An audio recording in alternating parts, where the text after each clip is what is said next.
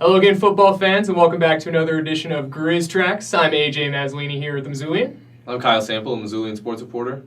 And it is not August, but North Dakota State is on the schedule once again. We're in the second round of the FCS playoffs, and we get a rematch of an instant classic at Washington Grizzly Stadium from earlier this year.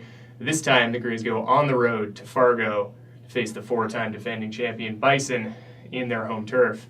This is a team that does not lose at home in the playoffs and hasn't really the entirety of time they've been in the Fargodome. Yeah, I think you were saying they were 13-0 at home. 13-0. That's an impressive slate. A lot of people are talking about if the noise will affect Montana. I am in the camp that I don't think it will, just because of the way they go about their snap count and such. They don't have like a snap count. Right. It's all silent. It's all clapping. It's all stuff they've practiced throughout the season. I have a feeling that I don't think the noise will be as big of a factor as a lot of people say it will. And we saw them a little bit when they were in Bozeman a couple of weeks ago, doing some silent count things, the center and the guard patting each other on the back, sort of a thing, kind of playing with a snap count. And really, it seemed to throw the Bobcats off more. They had more false starts. They had more offsides penalties in that game than the Grizz did. But it may be a little bit of an issue because the Grizz like to change the play so often at the line of scrimmage, and Gustafson is checking into run plays, checking into pass plays, and they haven't faced a crowd like that really since that third week of the season at Liberty. So it'll be really interesting to see what they can do, especially in a loud and a domed environment.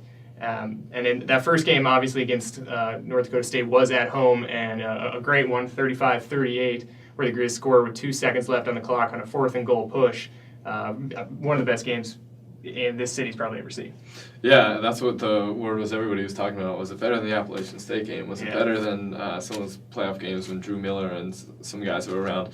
And the consensus was that it was. And maybe that's because the lack of distance people had from it. They were still engulfed in the euphoria of it and the way it went down. But if you can get another one similar to that, I think it's going to be close. I pick the Grizz to win. That would be just incredible for Grizz fans, and it'd be incredible for the FCS because these are two of the preeminent programs that the FCS has. Absolutely, a lot of fans in the seats for this game for sure. Probably more than the rest of the league has around the country in any of their other matchups. And it'll be a little bit different of a matchup though, because that first game was Brady Gustafson's coming out party. He had over 400 yards and 3 touchdowns passing. On the other side, Carson Wentz is not going to be in this game, reportedly at least.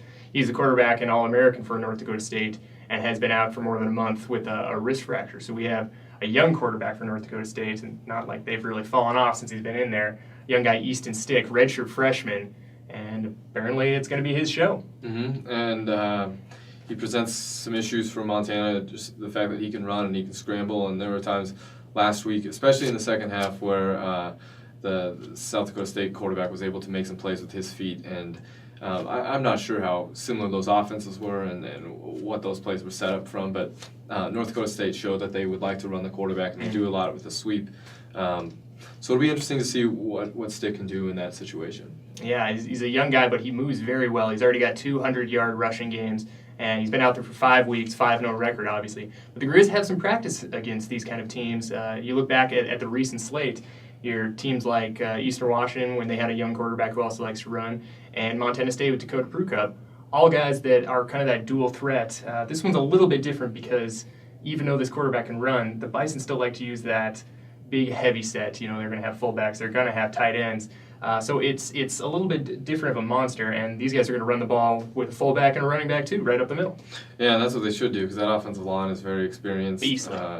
Joe Haig, the left tackle, more than 40 consecutive starts or something like that. I mean, it's just some it's be 41 this weekend for him. So that's amazing. And if you have that, you have to run the ball because that is your strength. Even though they do have good receivers, I don't know how much you want to put a playoff game on the arm of an inexperienced quarterback. So, first ever playoff game for him too. Right. So you might as well just stick with the ground game. Yeah, and on the other side, the Bison defense is probably going to be getting one of their cornerbacks, C.J. Smith, back. He's the guy who missed that first matchup because of a knee injury and had sort of dealt with it all season long, had another cleanup surgery a few weeks ago.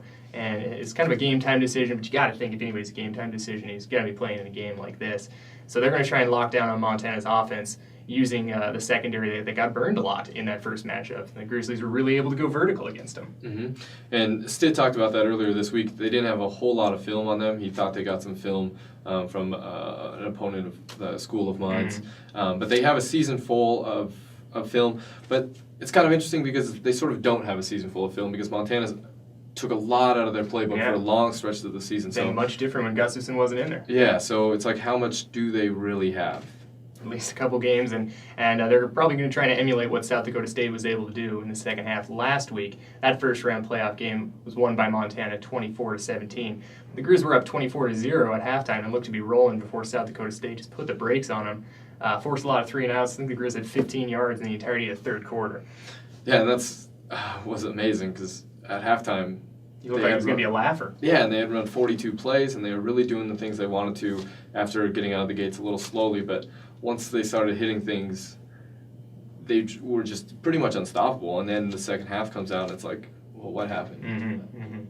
Yeah, so it'll be a battle of titans with that Montana offense against North Dakota State defense that has historically been one of the best in the country. And again, another top 10 season for them there.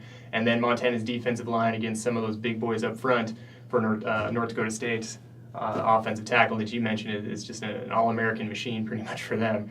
So, but we'll be in Fargo for that game. It's a 1:30 p.m. Mountain Time kickoff from the Fargodome. So make sure to check out Mazzolini.com all week to get ready for the game and pick up a copy of the Mazzolini on Sunday. See how things went.